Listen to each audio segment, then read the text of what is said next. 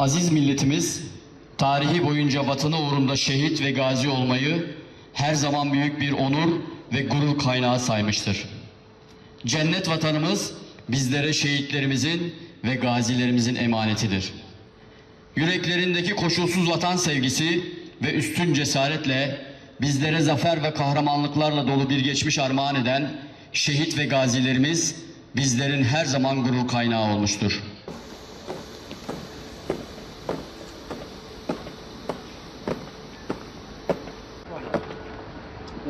Biraz geniş kalın.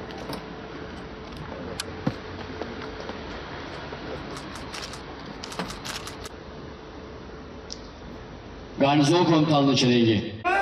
Marş!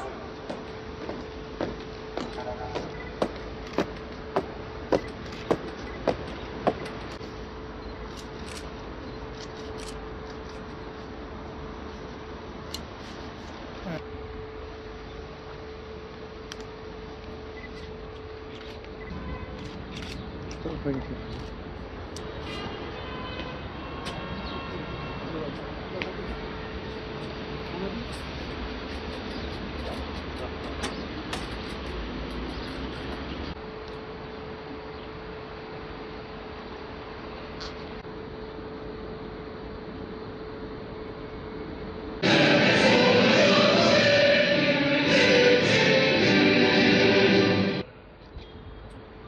Tarih boyunca hür ve bağımsız yaşamış Türk milleti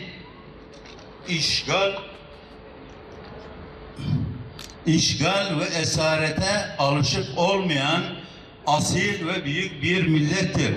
Bu uğurda kendisini çepeçevre sarmış, düşmanlarına karşı 3 kıtada kılıç sallamış, zaferden zafere ulaşmış, ecdadını örnek almak vatan millet bayrak aşkıyla tarihte sayısız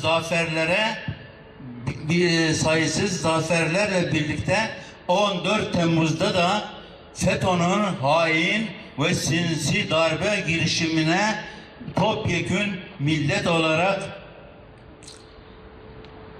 şehitleriyle, gazileriyle tarihe not düşmüştür.